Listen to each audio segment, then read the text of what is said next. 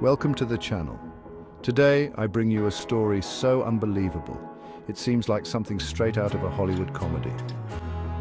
The story of Timothy Dexter, a man who, against all logic and despite making financial decisions that any expert would call absurd, managed to amass a great fortune. Did you know that he was able to sell thousands of wool gloves and bed warmers in the Caribbean?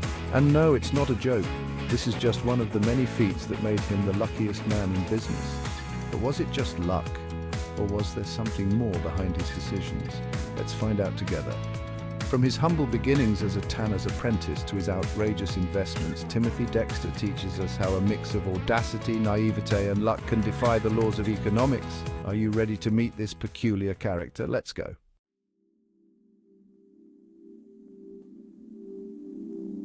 Humble beginnings. Timothy Dexter was born on January 22nd, 1747, in Malden, Massachusetts, in what was then a British colony. He came from a humble family of Irish immigrants who had never been able to overcome poverty. At just 8 years old, he had to drop out of school to work as a farmhand, a job that wasn't much different from slavery, although paid.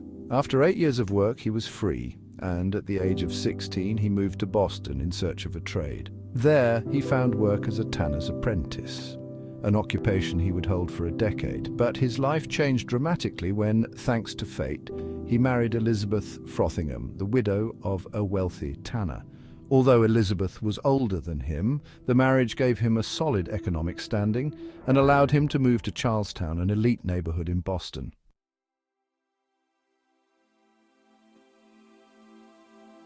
The pursuit of social prestige. In his new home, Dexter tried to integrate into high society. He wore elegant clothes, tried to imitate the refined manners of his neighbors, and even frequented the same social circles. But he failed to be accepted. Why? Well, for starters, he was an uneducated man, and the rumors about his wife's past didn't help. According to some, Elizabeth had amassed her fortune working as a prostitute before marrying her first husband. Dexter's frustration at not being accepted led him to make decisions that seemed, at best, irrational.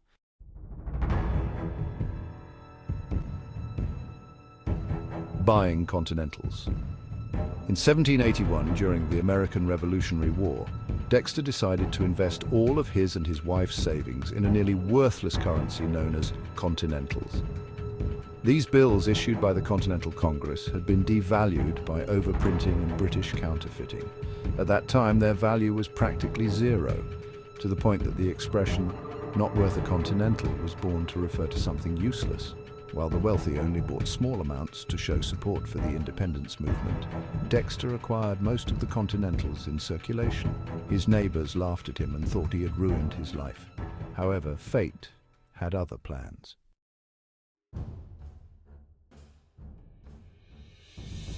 Luck knocks at his door. In 1790, the new Secretary of the Treasury, Alexander Hamilton, decreed that holders of Continentals could exchange them for Treasury bonds at 1% of their original value.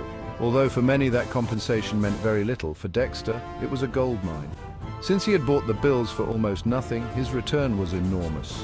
Overnight, Timothy Dexter became an immensely wealthy man.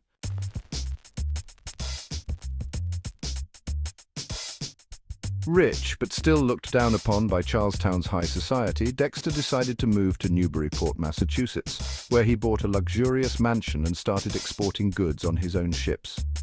That's when he started making business decisions that in anyone's eyes seemed ridiculous. For example, he shipped coal to Newcastle, an English city famous for its abundance of coal. However, upon his ship's arrival, a miners' strike had paralyzed local production, and Dexter sold his entire cargo at a very high price. Bed warmers to the Caribbean. His friends advised him to send bed warmers to the tropical islands, hoping he would lose all his money. But the Caribbean people found an alternative use. They used them to process molasses. Dexter sold the entire shipment with a 60% profit margin. Woolen mittens to the Caribbean. Another piece of malicious advice. This time, a group of Chinese merchants passing through the port bought the mittens and exported them to Siberia, a place where they were really needed. A ship full of cats. Faced with a plague of stray cats in Newburyport, Dexter gathered them up and shipped them to the Caribbean, where they were highly prized for controlling rats in port warehouses, and the list goes on. From whalebones that he sold to corset makers to Bibles that he exported to the Caribbean with a marketing strategy based on the fear of hell, Timothy Dexter always found a way to make a profit.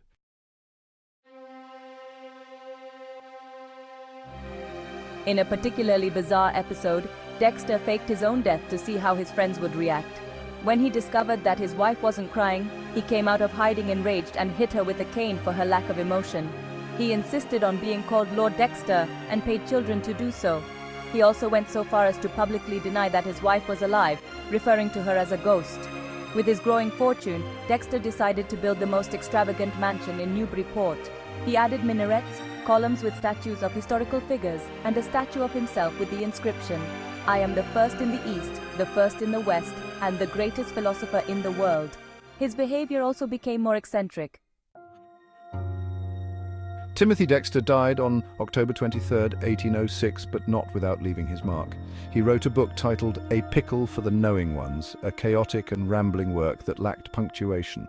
In response to criticism, he included a page full of punctuation marks in the second edition, telling readers to place them wherever they pleased. Although his life was marked by extravagance and fortune, Timothy Dexter remains an example of how luck, combined with audacity, can defy all logic. Was Timothy Dexter a genius, a madman, or simply the luckiest man in the world?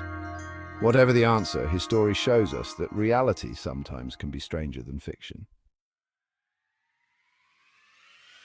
Let us know your thoughts in the comments, and don't forget to subscribe to the channel for more stories like this. Thanks for joining us, Curious Minds. See you in the next video.